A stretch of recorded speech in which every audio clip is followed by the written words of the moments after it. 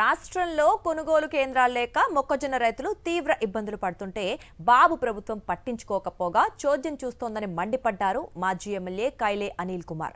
కృష్ణా జిల్లా చోరగుడి గ్రామంలో మొక్కజొన్న రైతులను పరామర్శించిన ఆయన కూటమి ప్రభుత్వంపై నిప్పులు చెరిగారు.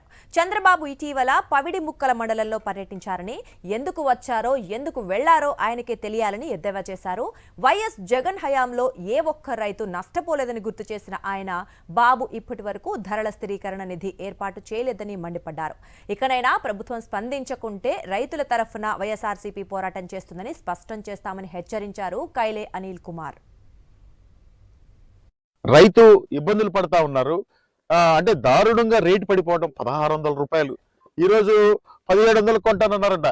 మళ్ళీ వర్షం వస్తుందని 1600 కొంటానని చెప్తా అన్నారంట. అంటే ఎక్కడ దానికి ఒక స్ట్రీమ్ లైన్ చేయడం లేదు, దాన్ని రెగ్యులరైజేషన్ చేసే పరిస్థితి లేదు, అధికారుల పర్యవేక్షణ లేదు, ఎక్కడ కూడా రైతుని ఆదుకునే పరిస్థితి లేదు, ఎక్కడ కూడా ధరల స్థిరీకరణ నిధి ఏర్పాటు చేసిన పరిస్థితి లేవు. ఎన్నికల ముందు ప్రతి ఊరు తిరిగారు, రైతుకు మద్దతు ధర ఇప్పిస్తానన్నారు, ఎన్నో వాగ్దానాలు చేశారు. కనీసం రైతు గురించి కూడా ఈ రోజు చంద్రబాబు నాయుడు గారు పట్టించుకోవట్లేదు.